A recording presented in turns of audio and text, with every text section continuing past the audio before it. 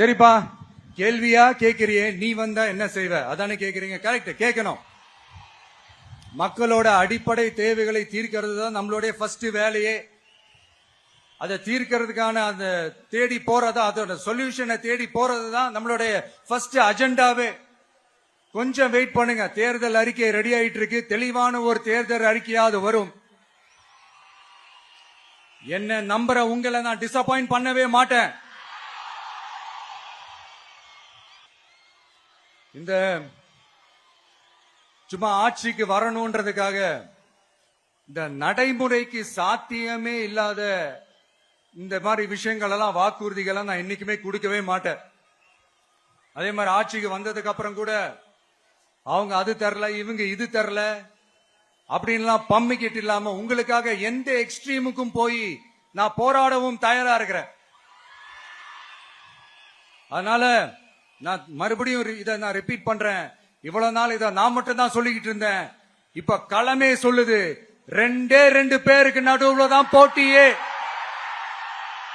ஒன்னு இன்னொன்னு ஒன்னு தூய சக்தி டிவிக்கே, இன்னொன்னு தீய சக்தி டிஎம்கே. நான் விக்கிரவாண்டி மாநாட்டில் பேசும்போது ஒரு பொலிட்டிக்கல் பாம் ஒன்னு சொன்ன ஞாபகம் இருக்கா? ஆட்சியிலையும் பங்கு, அதிகாரத்திலையும் பங்குன்னு ஒன்னு சொன்னேன். இப்போ அந்த பொலிட்டிக்கல் பாம் எல்லா கூட்டணியிலையும் வெடிச்சுக்கிட்டு இருக்கு, தாறுமாற வெடிச்சுக்கிட்டு இருக்கு. ஸ்டாலின் சார்லாம் பதறாரு. ஆட்சி அதிகாரத்துல பங்கெல்லாம் தமிழ்நாட்டில் ஒத்து வராது அப்படின்னு சொல்றாரு.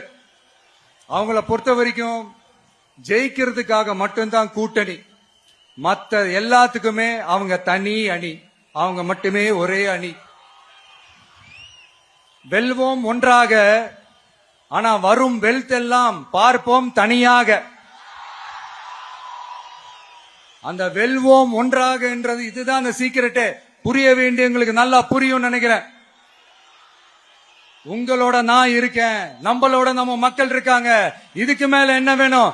கான்பிடென்டா இருங்க, நல்லதே நடக்கும், வெற்றி நிச்சயம். மீண்டும் சந்திக்கும் வரை நன்றி, வணக்கம்.